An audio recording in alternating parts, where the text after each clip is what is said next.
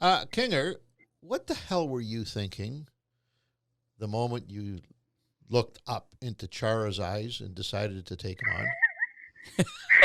No, you got to tell me, because I'm sure you remember that moment. It had to be the first. Kinger, how tall are you, Kinger? How tall are you? I'm 5'10" and a half and shrinking daily. And Chara's at 6'6", is he, or something like that? 7'6", I don't know. He's 6'8". 6'8". All right. And so there's a little story to this. All right, tell us. Team wasn't winning at the time. We were struggling, right. And I never fought junior very much.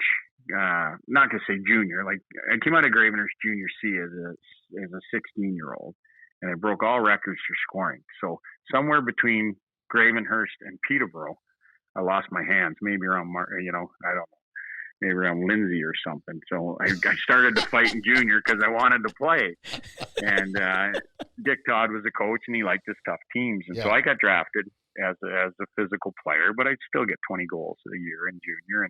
But anyways, I took on the role of an aggressive guy. And in Toronto, we had Ty was there and myself and a couple other guys, but we had been losing. So we were trying to kind of get things turned around. And I remember fighting a guy named Kris McAllister, who was 6'8". He kind of, he wasn't real strong with his legs. Sometimes you get the bigger guys and their balance isn't great, so you can always wrestle them a little bit. And I always thought a win was when you landed on top, no matter if you took 4 in the side of the head or not. I got on top, I win, right? Yeah. So I'd always pick them up by the front of their pants and throw them because I was really strong, right? So then we fought somebody else, a kid in LA. I forget his name, but he was about 6'5". And then we're playing Chara, and I'm like, oh. So I took a run at him, and he turns around and he laughs at me, like this grin, and I'm like, don't laugh at me, kid. Like, he's a young guy. And then he looks at me and he goes, all right. And so he drops a glove, and I'm like, I don't want to fight you.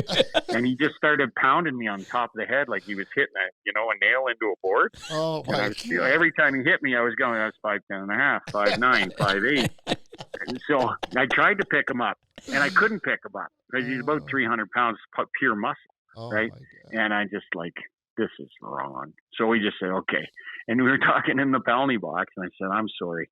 And he goes, no, Mr. King, I'm sorry. And I'm like, Mr. King. And, but he's one of the nicest guys. Best fight you ever had. Okay. So Roger, I'm playing for Roger, and he's always real good to me. And he liked his tough teams, but we're in LA, and it was the third of a 4-day trip. We played Anaheim, I think San Jose. Yeah, San Jose was in, and then we finished off in LA. And we had lost both games of the first two. And we're playing LA, and we had lost probably a game before that. So we were on a little bit of one of Rogers' wanted losing streaks, and we were a good team. And he didn't play me for the entire second period, and I had one shift in the third, and we were losing like 5-2. And so Marty McSorley was kind of running around. He'd had a goal and then 2 assists or something. And Roger puts me out with like 45 seconds left. I'm like, I'm just pissed. I'm so mad. So I didn't, the puck dropped. I took a run at Marty McSorley as hard as I could. Oh, my God. So he cross-checks me. He meets me with a cross-check right in the chest. It stops me cold. I said, okay, we're going to go. So we fought. And I hit him 4 times and cut him 3 times. Once above the eye, once in the cheek, and once on the other eye. Wow. And it's the hardest I've ever hit a guy. I was so mad. And then I find out he's got a big film shoot the next day. Oh. And he's got stitches in his one eye, stitches above his other eye.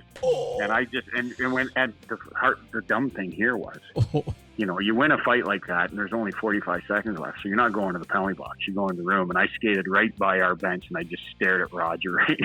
And I was mad.